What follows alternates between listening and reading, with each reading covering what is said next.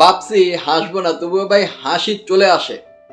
ছোটবেলায় ছাত্রলীগ, এরপর শেখ হাসিনার চেহারার মধ্যে মায়ের চেহারা অনুভব করা, এরপর শেখ হাসিনার পিছনে যা খুশি মানে গালিগালা সব কিছু করছে।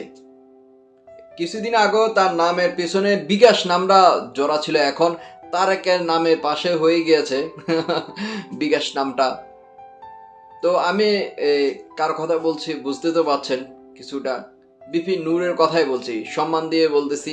বিপি নূর ভাই সম্পর্কে বলতেছি। এবার ইলিয়াস যে ধরনের কাণ্ড করলো, সাংবাদিক ইলিয়াস, কারণ সে যাকে ধরে এর আগে গোলাম মাওলা রনিকে একবারে পাশে দিয়ে ময়লা পর্যন্ত বানায় ফেলছে। তো যাকে ধরে সে কিন্তু ছাড়ে না। আবার এদিকে দেখুন বিপিন নূরের কথা। বিপিন নূর এবারে সামাজিক যোগাযোগ মাধ্যমে ইলিয়াস, এরপর কনক সরোয়ার, পিনাকি তাদেরকে নিয়ে ডলার ব্যবসায়ী বাটফার বলে এমন স্ট্যাটাস দিয়েছেন। পোলার সাহস আছে পোলার। এর আগেও দেখছি পোলার সাহস থাকে, কিন্তু অতিরিক্ত সাহস কিন্তু ভালো না ভাই, পরে কিন্তু ঝামেলা পড়তে হয়।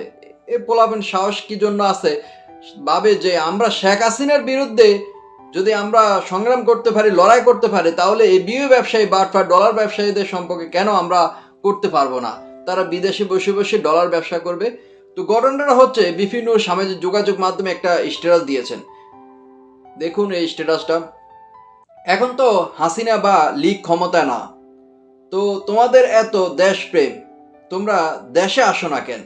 বিপ্লবী বিও ব্যবসায়ী বাটফাররা, আমরা জীবনের ঝুঁকি নিয়ে রাজপথে সংগ্রামে থেকেছি, কারাবরণ করেছি, আর তোমরা তোমরা মানে কারাবরণ করেছে, তোমরা মানে বিদেশে পড়ে আছো আর কি।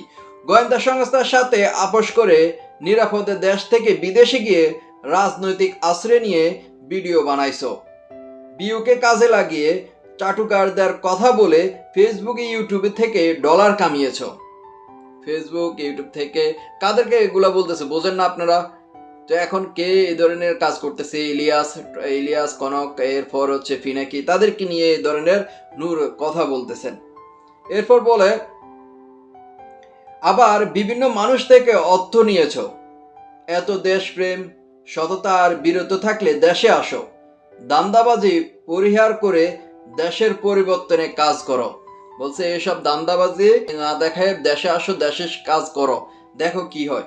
এ নিয়ে ইলিয়াস কি বলছেন? ইলিয়াস এমন ভাবে গুদ্দা দিছে, মানে 14 গোষ্ঠী মনে হয় শেষ করে দিবেন। এর আগে তারকও দিছে এই বাসটা।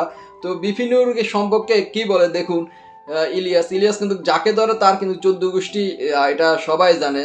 ইলিয়াস ভাই বলেন বিপি নুরুল হক তার বাহিনী লেলিয়ে দিয়েও তার রাগ কমেনি।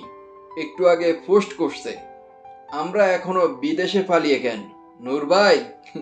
আমরা বিদেশে কারণ টাকা কামিয়ে আপনাকে বিকাশ করব। আর এখন না জানি কিছুদিন পরে ইলিয়াস ভাই নূরের পিছনে যার পিছনে লাগে তার তো শেষ করে দেয়। এর আগে কিন্তু তারেকের পিছনে লাগে। তারেক কি বলে দেখুন। তারেক, তোমার বিকাশ ব্যবসা বন্ধ করে দিব কিন্তু ছোট ভাই। নূরের সাথে বিকাশের টাকা বাগাবাগি নিয়ে গণ অধিকার পরিষদ থেকে বের হয়েছ, নতুন করে রাজনীতির নামে প্রবাসীদের কাছ থেকে দান্দাবাজির যে ব্যবসা চালাচ্ছ তাও কিন্তু শাউটডাউন হয়ে যাবে। তারেককে এই যে ইলিয়াস ভাই যাকে ধরে তো বোঝেনি। দুইটা পোস্ট করলে পরের দিন আর আশেপাশে লোক পাবা না। দুইটা পোস্ট করলে আশেপাশে লোক শেষ।